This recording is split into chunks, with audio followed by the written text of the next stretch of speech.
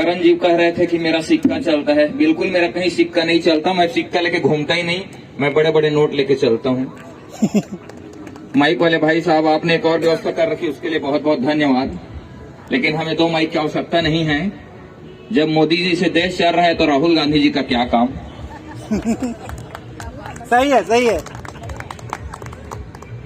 करण जी ने मुझे उठाया, भगवान उनको भी उठाए। माइक वाले भाई साहब माइक की आवाज बढ़िया तेज देकर रखना।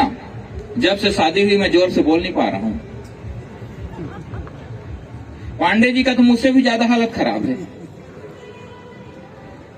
मैं देखना चाह रहा था, भिलाई बता रहे थे कि बहुत इंटेलिजेंट विद्वानों का ये नगर है, शहर है।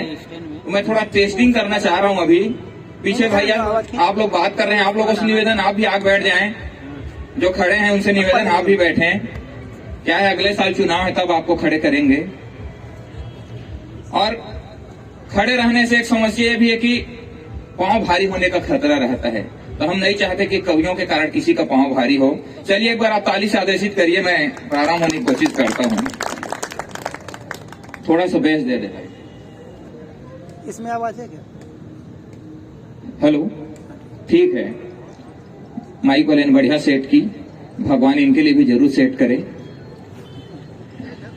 मैं आयोजन समिति से निवेदन करना चाहता हूं कि 4 लोग चारों तरफ लगा दें ताकि एक भी श्रोता भाग ना पाए।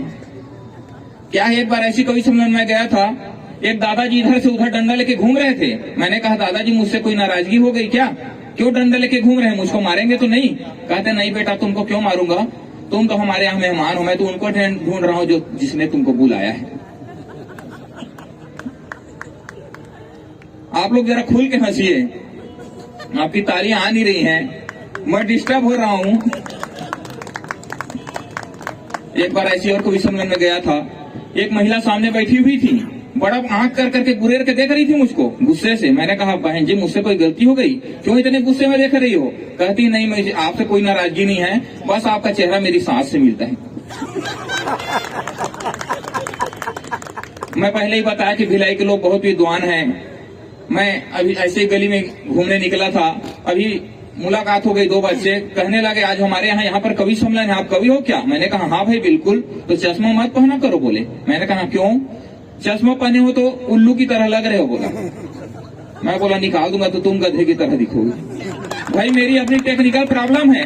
मैंने अपनी पत्नी से कहा 2 पैसे दो, वो बोलती है क्या करोगे? मैंने कहा दूर कर, मुझे नहीं दिखता, मुझे चश्मा बनवाना है। कहती है चलो उधर ऊपर में। मुझको ऊपर में ले गई छत में और कहती है देखो तो वो क्या है? मैंने कहा चांद है। तो उससे और कितना दूर का देखोगी बोलती। अब आप शुरू हो रहे हैं। कोरोना काल के इस संकट के बाद आपने कवि सम्मेलन आयोजन किया है, मैं आप सबको बहुत धन्यवाद देता हूं, क्योंकि हम कवियों को तो ऐसा लग रहा है जैसे हम जेल से छूटे हैं। चाय वाले भाई साहब कृपया हमारा कार्यक्रम खराब ना करें। वैसे भी चाय वाले को कुछ बोल नहीं सकते, पता नहीं कब देश का प्रधानमंत्री बन जाए। मैं ये बता रहा था कि कोरोना के ऐसे संकट के काल के बाद ये कवि सम्मेलन का आप महोत्सव आयोजित किए हैं। कोरोना काल में हमारी क्या स्थिति थी हम आपको क्या बताएं। कोरोना काल में हमें ऐसा लग रहा था जैसे अभी अभी हम जेल से छूटे हैं। एक दिन मेरी पत्नी कह रही थी कुत्ता और कवि एक ही राशि एक ही काम। मैंने बोला तमीज से बात कर, साहित्यकार का स्टेटस होता है, कैसे बात करती है? तो कहती है कि देखो ना इस संकट में सब घर में घुसे हैं डर के मारे, और एक तो ये कुत्ते चुप नहीं हो रहे हैं और ऊपर से तुम चुप नहीं हो रहे हो, ऑनलाइन कविता पढ़ रहे हो। तब मैंने कहा पगली ऐसा बात मत कर, साहित्यकार का बहुत सम्मान होता है। तो क्या खाक सम्मान होता है? आज तक एक कविता नहीं सुनाई तुमने? तब मैंने कहा अरे इतने दिन से कहती नहीं, तुम्हारे लिए तो रेडीमेड कविता है मेरे पास। तब मैंने 4 पंक्ति उसको सुनाने की कोशिश की कि तुम जो कह दो चांद तारों को तोड़ लाऊंगा मैं, कि तुम जो कह दो चांद तारों को तोड़ लाऊंगा, बस इतना ही कह पाया था। कहती है चुप रहो, 15 दिन हो गया उधर बाड़ी में पपीता पका उसको तोड़ नहीं पा रहे हो, चांद तारे तोड़ने जाएंगे। चांद तारे कोई तोड़ सकता है क्या? कविता सुनानी है तो ढंग की कविता सुनाओ। तब मैंने 4 पंक्ति ढंग की कविता सुनाई। आज के लोगों को ऐसी कविताएं पसंद आती है कि उम्र चाहे जो भी हो कमसीन लगती हो, कि उम्र चाहे जो भी हो कमसीन लगती हो, घायल ही कर डालोगे इतनी हसीन लगती हो, और तुम्हारे बिना मैं क्वारंटाइन हो जाऊंगा, कोरोना की तुम वैक्सीन लगती है। ऐसी कविता तो मुझको भी आती है करके श्रीमती जी ने मुझको भी उड़ेल दिया है 4 पंक्ति कि तुम ही मेरे मुरलीधर तुम ही मेरे राम हो, मेरी पत्नी सुनाने लगी कि तुम ही मेरी मुरलीधर, तुम ही मेरे राम हो, तुम ही मेरी सुबह, तुम ही मेरे शाम हो। और मानो न मानो तुम मुझको राधे माँ, मैं सारे जहां से कहती हूँ तुम ही आसाराम। वाह वाह वाह। जमाना बदल गया है, अब लोग कविता का स्तर ऐसी हो गया है। आइए मैं आपकी प्रारंभ होने की कोशिश करता हूँ। ये प्रथम पूजनीय शिव के दुलारे गौरी सूत गणपतिगण राज को नमन है। और बौद्धिक आयोजन कर साहित्य को मान देते आपके सराहनीय काज को नमन है। के धर्म संस्कृति संस्कार के पुजारी आप, स्वाभिमानी धन्य इस समाज को नमन है। और मंच में विराजित हो माता वीणा पाड़ी और संत कबीर महाराज को नमन है। संत कबीर महाराज को नमन है। बहुत बहुत प्रणाम करता हूँ आप सबकी पावन उपस्थिति प्रणाम करता हूँ। बौद्धिक मंच को प्रणाम करता हूँ, माँ वीणा पाड़ी को प्रणाम करता हूँ। वहीं रखो उसको।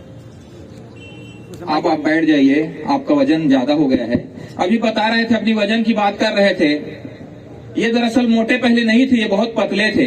इन्होंने एक कुत्ता पाल रखा था, वो भी बहुत दुबला था। तो ये डॉक्टर के पास लेके गए, डॉक्टर साहब ये कुत्ता मोटा ही नहीं हो रहा है। डॉक्टर साहब इनको दवाई दिए, इसको खिला देना, मोटा हो जाएगा। कैसे खिलाऊं डॉक्टर? तो बोलते हैं पाइप में गोली को पीस देना, रख देना, अपनी एक तरफ पाइप में मुंह लगा लेना और एक कुत्ते के में, और इधर से फूंक देना। ये घर में गए, पाइप कुत्ते के मुंह पे लगाया, उसमें पाउडर भर के, और जैसे ही फूकने वाले थे कुत्ते ने उधर से फूंक दी। रिएक्शन इधर शुरू हो गया, तब से ये मोटे हुए हैं। आज इसी बात पे आपको नोबेल प्राइज दिया जाएगा, इतना गहन सोच किया है आपने। तमाम भिलाई के बहुत वरिष्ठ साहित्यकारों उपस्थित हैं, मैं प्रणाम करता हूं। हमारे मित्र चश्मा वाले सब, नाम भूल रहा हूं इनका, चिपड़े जी वहां उपस्थित हैं। बड़े भैया बलराम चंद्राकर जी हैं, सादर प्रणाम करता हूं। मेरे बड़े भैया हैं, मैं इनको बड़ा भाई भैया मानता हूँ, ये मुझे छोटा भाई मानते हैं, बिल्कुल वैसे ही जैसे रावण का छोटा भाई विभीषण था, जैसे सुग्रीव बाली का छोटा भाई था, बिल्कुल मैं भी भैया का वैसे ही छोटा भाई हूँ। बहुत बढ़िया। यहाँ पर दीदी हमारे निशा आनंद तिवारी वरिष्ठ साहित्यकारों उपस्थित, उनको भी प्रणाम करता हूँ। बहुत सीधी सादी हैं, हालांकि घर में अपने पति का 3 हाल करके रखती हैं। बीच में हमारे जीजा जी नागपुर में रह रहे थे, निशा जी भिलाई में, उन्होंने उधर से साड़ी गिफ्ट किया और चिट्ठी लिख दिए, निशा जी मैंने आपके लिए एक साड़ी खरीदी 1000 की, इसे पहन लेना। 1 माह बाद ये चिट्ठी लिख दी इधर से, आपने जो साड़ी भेजी थी उसे मैंने 2000 में बेच दी। ये हमारी दीदी जी हैं, इनके सम्मान में एक बार ताली बजा दें आप। मैं प्रणाम करता हूँ आप सबकी उपस्थिति को। आपने यहाँ ऐसे बौद्धिक आयोजन का चयन किया है। आप चाहते तो यहाँ ऑर्केस्ट्रा करा सकते थे, नाच करा सकते थे, पंडवानी करा सकते थे, या तो फिर कोई एक्ट्रेस को यहाँ पर लाके आप नचा सकते थे, लेकिन उसके लिए बजट नहीं था, तो बोले इन कवियों को बुला लेते हैं। आप सबके गणित को मैं प्रणाम करता हूँ। बढ़िया आप सुन रहे हैं। क्या है संचालक महोदय, डायरेक्ट मेरा नाम लेकर बुला दिए। इतना सामान्य व्यक्ति नहीं हूँ मैं, काफी ऊंचा खानदान है मेरा और काफी बड़ा कवि भी हूँ मैं। ऐसा बताना पड़ता है। जब मैं कह डाला कि मैं छोटा कवि हूँ, आयोजकों ने मेरा पेमेंट आधा कर दिया, तब से बताना पड़ता है कि मैं कितना बड़ा कवि हूँ। 4 पंक्ति में अपनी परिचय की रखता हूँ कि मैं तो गन्ना रस पीता हूँ, किस्मत में कहाँ शराब है। आइए अपनी परिचय की पंक्तियों से आपको शुरुआत करता हूँ कि मैं तो गन्ना रस पीता हूँ, किस्मत में कहाँ शराब है, और आप मुझे पागल मत समझना, बस थोड़ा सा दिमाग खराब है। कवियों के बारे में कहा जाता है जिसका आधा दिमाग खराब होता है वही कवि बनता है। तो बता देना चाहता हूँ, जिनका पूरा दिमाग खराब होता है वो उनको सुनते हैं। तो एक बार दोनों के सम्मान में ताली बजा दें आप कर नहीं सकते वो मैं करके दिखाता हूँ। मैं पहले ही बताया था कि मेरा परिचय बहुत बड़ा है, क्योंकि ऊंचे खानदान से आया हूँ। आप कर नहीं सकते वो मैं करके दिखाता हूँ। अपने ऊंचे संस्कार आप सबको बताता हूँ, और सप्ताह में मुझे भले रोज रोज वक्त नहीं मिले, पर संडे के संडे बीबी के पैर जरूर दबाता हूँ। बहुत बढ़िया, अच्छा काम करते तो गंगा जल हूँ मुझे जाम ना समझिए, हालांकि ये सब काम आप भी करते हैं, कि गंगा जल हूँ मुझे जाम ना समझिए, सुनहरी सुबह हूँ मुझे शाम ना समझिए, हालांकि झाड़ू पोछा बर्तन ये सब कर देता हूँ, पर घरवाली का गुलाम मुझे ना समझिए। कि ऐरा गैरा न तू खैर मुझे न समझ न, कि करते भ्रमण चारों धाम करे आया हूँ, और जीवन में शांति है तू योगियों की शरण में अपनी सुबह और शाम करे आया हूँ। कि अच्छे खासे लोग भी ना आज तक कर पाए ऐसा एक बड़ा मैं तो काम करे आया हूँ। कि आशा राम राम पाल राम रहीम के बाद शेष दिन राधे माँ के नाम करे आया हूँ, शेष दिन राधे माँ के नाम करे आया हूँ। आपकी तालियां कमजोर आ रही हैं, मुझे ऊर्जा नहीं मिल रही है। क्या एक बार ऐसी कवि सम्मेलन में गया था, मैं कविता सुना रहा था, एक गधा जोर से चिल्लाने लगा। मैंने कहा उस गधे को चुप कराइए। एक आदमी आके कहने लगा वो भी ऐसा ही बोल रहा है आपके बारे में। मैं बहुत ऊंचे खानदान से आया हूँ। मेरा जो पुत्र है एक दिन आके मुझसे कहने लगा, पापा हमारे स्कूल में एक नया मैडम आई है, बहुत खूबसूरत है, एकदम कंटाप है। मैंने कहा बेवकूफ, अध्यापिकाएं माँ के समान होती है, ऐसा नहीं बोलते। तो कहता है आप तो अपने ही जुगाड़ में लगे रहते हैं। एक दिन मेरे पिताजी से कहने लगा, दादाजी परिवार नियोजन किसे कहते हैं? वो बोला चुप रहे बेवकूफ, मैं नहीं जानता। तो कहता है यदि जानते रहते तो हमारे जायदाद का 4 हिस्सा थोड़ी होता। इतना इंटेलिजेंट। मेरे दादाजी तो और बहुत इंटेलिजेंट थे। एक बार टीवी पे योगासन चल रहा था, बाबा रामदेव जी योगासन बता रहे थे कि सांस रोको। मेरे दादाजी सांस रोक दिए, उसके बाद लाइट गोल हो गया। फिर दूसरे दिन हमने डायरेक्ट दादाजी को शमशान घाट लेके गए। इतने इंटेलिजेंट लोग हैं हम लोग। एक क्षण में अपना खानदानी परिचय और आपके बीच रखना चाहता हूँ ताकि आपको समझ में आ जाए कि मैं कितने ऊंचे खानदान से आया हूँ। कि अपना तो खानदान दुनिया में है महान अफसर, पिताजी हैं भारतीय रेल में। कि बड़ा भाई डॉक्टर है, छोटा वाला बॉक्सर है, बहन भी पहुंची है ओलंपिक खेल में। कि ऐसा वैसा छोटा मोटा मैं भी कोई कम नहीं, हुई थी रिहाई मेरी हाई कोर्ट बेल में। और 5-5 साल बाद आ जाते हैं घर, याद रहते चाचा जी मेरे सेंट्रल जेल में, रहते चाचा जी मेरे सेंट्रल जेल में। बहुत ऊंचा खानदान है, बहुत बौद्धिक लोग हैं हम लोग। एक बार क्या है, मेरे चाचा जी जो सेंट्रल जेल में रहते हैं, छुट्टी में आए थे, उनको पथरी हो गया था। वो पेट का ऑपरेशन कराए। ऑपरेशन के बाद घर पहुंचे, डॉक्टर दूसरे दिन घर पहुंच गए। ये बोलते हैं कि मैं उसमें कैंची भूल गया हूँ। वो बोले ठीक है निकाल लो। टांका निकाले, डॉक्टर ने कैंची निकाली, टांका लगाई, चले गए। दूसरे दिन डॉक्टर फिर आ गए, कहते हैं मैंने उसमें एक छुरी भूल गया है, अब फिर से टांका खोलना पड़ेगा। फिर से टांका खोले, छुरी निकाले और सिलाई कर रहे थे। तभी मेरे चाचा जी कहने लगे कि डॉक्टर साहब आप उसमें टांका मत लगाइए। तो कैसे करूं? तो कहते हैं आप उसमें एक चेन लगा दिए, चेन, जब मन करे आप खोलते रहिएगा। तो इतनी बुद्धिमानी है हमारे। ताली क्या है आप लोगों की कम आ रही है? क्या है, एक बार ऐसी कवि सम्मेलन में गया था, एक आदमी बैठा हुआ, मैंने कहा भाई साहब आप ताली क्यों नहीं बजा रहे हैं? कहते हैं मैं क्यों बजाऊं, मैं बड़ा आदमी हूं। 2 आदमी रखे थे, वो ताली बजा रहे थे। मैंने कहा फिर खूब हंसाया। भाई साहब आप हंस ही नहीं रहे। कहते मैं क्यों हंसूं, मैंने आदमी रखे हैं, वो आदमी हंसते थे, मेरा दिमाग खराब हो गया। मैंने कहा आपकी शादी हो गई? तो बोले हाँ 5 दिन हुई है। बोला तो मैं बोला हनीमून में तुम ही गए थे कि? समझ में आती है तो ढंग की ताली बजाओ भाई। क्या है, मैं बुद्धिमानी का बात करता हूँ क्योंकि मैं खानदानी बुद्धिमान व्यक्ति हूँ। आप लोग कुछ आपको चाहिए तो आप मांगते होंगे, लेकिन मैं बिना मांगे हर चीज पा जाता हूँ। एक क्षण अपनी बुद्धिमानी का और रखता हूँ। जब मेरी शादी होने वाली थी तब मैंने क्या बुद्धिमानी लगाई थी, चाहे तो आप तुम्हारे लोग इसका प्रयोग कर सकते हैं।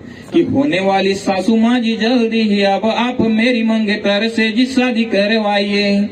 और बहुत ही दिन बीते लगन हमारे हुए, हमको तो अब आप और न सताइए।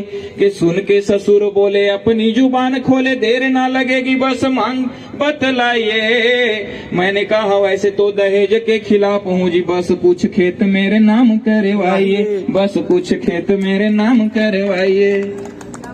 मैं अपनी पत्नी के बारे में काफी सुनाया आप लोगों को। हो सकता है आपकी पत्नी यहाँ साथ बैठी हो इसलिए आप खुल के हंस नहीं पा रहे हैं। एक क्या देखिए, मैं नहीं फील कर रहा हूँ, जिनकी पत्नियां बैठी हैं वो अपने पत्नी का मुंह देख रहे हैं, पहले वो हंस रही है तब ये हंस रहे हैं। इतना डरने की जरूरत नहीं है। आज मैं यहाँ खड़ा हूँ, मैं आपको आज बचा लूंगा। आज कुछ नहीं कर पाएगी आपकी पत्नी, लेकिन मेरा यहाँ के जाने के बाद भगवान भी आपको नहीं बचा सकता। मैं अपनी पत्नी के बारे में बता रहा था तमाम चीजें, ऐसी नहीं है, वो बहुत गुणवान विद्वान है। तो 4 पंक्ति एक और मैं उसके संबंध में रख देना चाहता हूँ। क्षमा करता हूँ, भूल गया। आपके रिएक्शन ऐसे आ रहे हैं कि मैं अपनी कविताओं को भूल जा रहा हूँ। संचालक महोदय बहुत अच्छा संचालन कर रहे हैं। एक बार और मैं बीच में भिलाई आया था, उनके 2 दांत टूटे हुए थे। मैंने कहा करण जी आपके 2 दांत कैसे टूटे हैं? तो कहते हैं आपके भाभी ने कड़क रोटी बनाई थी। मैंने कहा खाने से मना नहीं कर देते? तो बोलते हैं ऐसे ही तो किया था यार। बोलते बहुत संस्कारी बच्चे हैं। इनके बच्चा अभी खेल रहा था, मैंने पूछा बेटा कितना पढ़ते हो? बोला 5वीं। साधारण ब्याज की गणित जानते हो? बोला बिल्कुल जानता हूँ। तो मैंने कहा बताओ, जब तुम्हारे पिताजी को मैंने 5,000 रुपए दिए हैं 3% के हिसाब से, 6 माह में कितना लौटाएंगे? बोलते हैं 1 रुपया नहीं लौटाएंगे। मैंने कहा कैसे, गणित नहीं जानते? कहते हैं तुम मेरे पिताजी को नहीं जानते, मेरे चाचाओं के कई 5,000 नट चुके हैं वो बोलते। ये हमारे करण जी बहुत सम्मानित व्यक्ति है, बढ़िया संचालन कर रहे हैं। वो कह रहे थे जब आप आएंगे स्नेही जी तो कुछ न कुछ मेरे बारे में जरूर बोलिए। मेरा कर्तव्य भी बनता है कि मैं उनके गुणगान में एक क्षण में उनके लिए सम्मान में पढ़ना चाहता हूँ स्वागत है।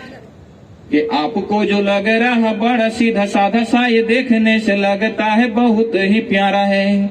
और घर का ये नेता होगा, सबका चहेता होगा, माँ को है बहुत प्रिय, आँखियों का तारा है। और लगता है ज्ञानवान, दिखता है बुद्धिमान, भिलाई का जैसे कोई एक ही सितारा है। पर इनका चरित्र अभी आपको बता रहा हूँ, बीबी ना पसंद है, साली पे दिल हारा है। ये हमारे ओमवीर करण जी एक बार भिलाई रेलवे स्टेशन पे मिल गए। मुझे कह रहे थे मैं फूंक फूंक के कदम रखता हूँ, हमेशा बोलते थे मैं बहुत इंटेलिजेंट हूँ। मैंने कहा हो सकता है। भिलाई स्टेशन पावर हाउस में मिल गए। मैंने पूछा कहाँ जा रहे हैं? कहते हैं भोपाल। मैं बोला साथ में कौन जा रहा है? तो कोई नहीं बोलते हैं। 2 टिकट इनके हाथ में। मैंने बोला दूसरा टिकट कहाँ क्यों रखे हो? तो कहते हैं एक टिकट गुम गई तो दूसरा काम आएगा। मैं बोला अरे करण जी यदि दूसरा टिकट गुम गया तो कैसे करोगे? तो बोलता है ये फिर ये पास काम आएगा। मैंने कहा यार अजीब आदमी हो यार, ये पास भी गुम गया तो कैसे करोगे? तो जा कौन रहा है बोलते। बहुत जबरदस्त मैनेजमेंट है, इनके सम्मान में एक बार ताली बजाएं आप। क्या है कवि सम्मेलन मस्ती का, आप तो ऐसा सुन रहे हैं जैसे कि आप सत्यनारायण की कथा सुनने बैठे हैं। कवि सम्मेलन मस्ती का कार्यक्रम है। हमारे देश में ही मस्ती छुपा हुआ है। एक ट्रक के पीछे लिखा था सावन को आने दो, दूसरा ट्रक आया उसके ऊपर चढ़ गया, ठोंक दिया उसको। उस ट्रक के पीछे लिखा था आया सावन झूम के। तो मस्ती के साथ कवि सम्मेलन सुनिए आप। देखिए हंसने का गुण भगवान ने केवल इंसान को दी है। किसी गधे को आपने हंसते नहीं देखा होगा, और किसी गधे को आपने देख लिया हंसते हुए तो समझ जाइए आदमी बनने की तैयारी में है। और कोई आदमी नहीं हंस रहा है तो समझ जाइए उसके बनने की तैयारी में है। मैं तो एक बार रायपुर मेरीन ड्राइव में देखा एक महिला बैठ के रो रही थी। मैंने कहा बहन जी आप क्यों रो रही हैं? तो कहती हैं कि मैं पिछले सप्ताह मेरे पति ने मुझको पीटा था इसलिए रो रही हूँ। तो मैंने बोला पिछले हफ्ते आपके पति ने पीटा था, आप अभी रो रही हैं? तो कहती है मेरे पास फुर्सत नहीं था रोने का। देखिए आज के पास आपके पास आज फुर्सत है हंसने का, आप हंसिए और जरा खुल के ताली बजाइए ताकि हम, क्योंकि गोली बारूद न तीर कमान लिखते हैं कि गोली बारूद न तीर कमान लिखता हूँ, सोना चांदी कोई सामान लिखता हूँ, और जिनको नफरतें लिखनी वो लिखते रहें, मैं तो आपके होठों का मुस्कान लिखता हूँ। बढ़िया आप सुन रहे हैं। क्या है स्कूल में मैं गुरुजी हूँ, लेकिन आज के बच्चे कितने होशियार हो गए मैं इस पे आना चाहता हूँ। जब मैं स्कूल गया ज्वाइनिंग करने तो मैंने पूछा तुम्हारे पहले के जो गुरुजी रहे वो सब अच्छा पढ़ाते थे? तो बोलता हूँ बिल्कुल पढ़ाते थे गुरुजी। मैंने कहा जब कोई चीज ऊपर फेंकते हो नीचे क्यों गिर जाती है? सब चुप। मैंने कहा बेवकूफ कहीं के, तुम्हारे पुराने गुरुजी कुछ नहीं पढ़ाए क्या? सबके सब गधे हो क्या? तो एक बच्चा खड़ा हो गया पहली का, तनतनाते हैं और बोलता है गुरुजी आप भी एकदम बेवकूफ लगते हैं। मैंने बोला कैसे? जब कोई चीज ऊपर फेंकेंगे वो नीचे नहीं गिरेगा तो आपके दादाजी ऊपर कैच करेंगे। ये बच्चे आज के एडवांस हो गए हैं, बड़े होशियार हो गए हैं बच्चे आज के। एक जमाना था जब कहा जाता था काक चेष्टा बको ध्यानम स्वान निद्रा तथोचा अल्पहारी गृह विद्यार्थी पंचलक्षणम। आज के बच्चे बचपन का प्यार मेरा भूल नहीं जाना रे। कांचा बादाम मैं साला झुकेगा नहीं बोल रहे हैं। जमाना कहाँ से कहाँ बदल गया। मैंने एक बच्चे से पूछा तमसो माँ ज्योतिर्ग मैं चल इसको संस्कृत का हिंदी में ट्रांसलेट कर। बच्चा कहता है माँ तू सो जा मैं ज्योति के पास जाता हूँ। मैंने कहा देवो ना जाने थी कुतो मनुष्य चल इसको ट्रांसलेट कर। तो देवता भी नहीं जानते मनुष्य कुत्ता है। अब बच्चे कहाँ से कहाँ पहुँच गए। तब मैंने कहा देखो रे बच्चों ठीक से पढ़ो, एक व्यंग आपके बीच रखना चाहता हूँ, ठीक से पढ़ो तब कुछ बनोगे।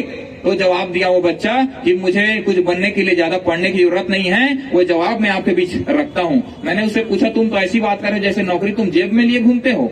तो बोला मुझे जो नौकरी की भी जरूरत नहीं है, इस देश में कमाने के लिए हमें नौकरी की भी आवश्यकता नहीं है। वो सूत्र आपके बीच पढ़ता हूँ कि देखना अलग ही खबर ऐसा आएगा कि सबसे अलग एक नाम बन जाऊंगा। और कोई भी तो आज तक बन न पाया हो ऐसा बड़ा ही अनोखा मैं तो काम बन जाऊंगा। कि टाटा और अंबानी भी मुझसे लगेंगे छोटे, बिजनेसमैन मैं तमाम बन जाऊंगा। और अपने तो देश में न रोजगार की कमी है, आश्रम खोल आसाराम बन जाऊंगा, आश्रम खोल आसाराम बन जाऊंगा। भाई साहब आपने आदमी रखी है क्या? एक बार ताली बजाइए खुल के। बहुत बढ़िया। नारी शक्ति की उपस्थिति में प्रणाम करता हूँ। भिलाई की महिलाएं बहुत प्रबुद्ध हैं, ऐसा पांडे जी बता रहे थे। ब्राह्मण आदमी है, झूठ तो नहीं बोलेंगे। हालांकि बीच में गया तो घर में पति पत्नी लड़ाई हो रहे थे आज ही। मैंने कहा पांडे जी कैसे लड़ाई हो रहे हो, ब्राह्मण आदमी आपको सूट करता है? तो कहते देख रहे हो यार, हम ब्राह्मण आदमी बिल्कुल, तो हम लहसुन प्याज बिल्कुल नहीं खाते, शाकाहारी शुद्ध बिल्कुल। जब इसको मालूम है कि हम ब्राह्मण आदमी लहसुन प्याज नहीं खाते तो मेरे चिकन में क्यों डाली बोल।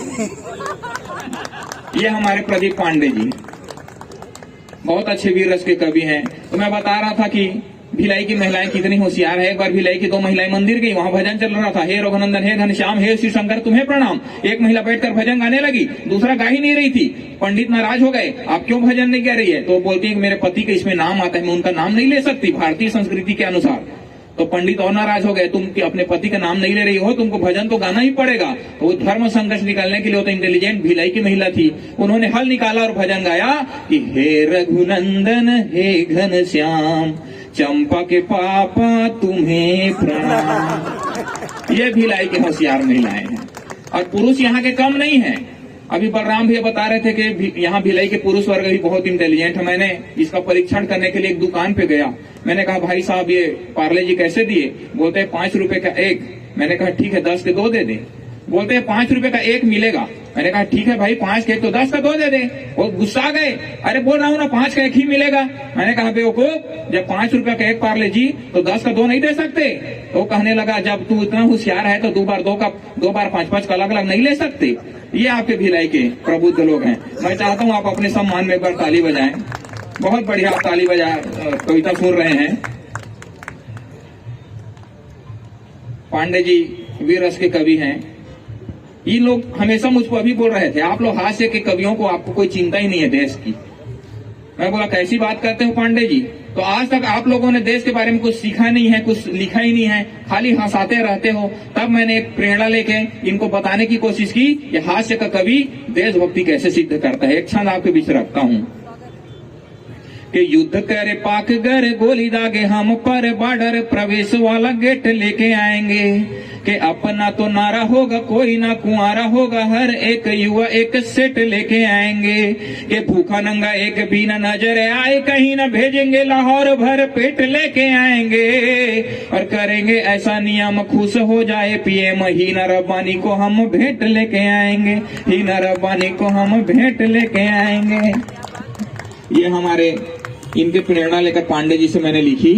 एक बार कवि सम्मेलन में मेरे यहाँ बिलाईगढ़ आए हुए थे, शादी में कवि सम्मेलन चल रहा था, दूल्हा दुल्हन अपने शादी में कर रहे थे कवि सम्मेलन। तो मैंने कहा पांडे जी आप ब्राह्मण आदमी को आशीर्वाद स्वरूप 4 पंक्तियां समर्पित कर दीजिए।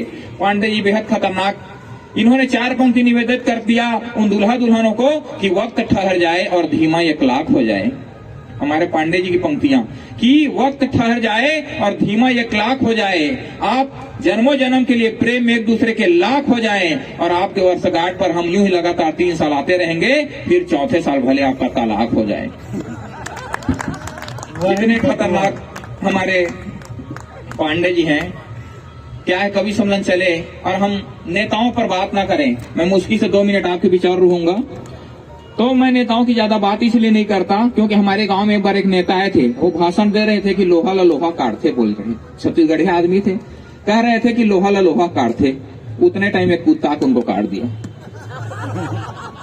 एक बार और एक नेता आए, कहने लगे बताओ आपके गांव में क्या समस्या है? मेरी दादी खड़ी हो गई, बेटा हमारे गांव में कोई समस्या नहीं है, बस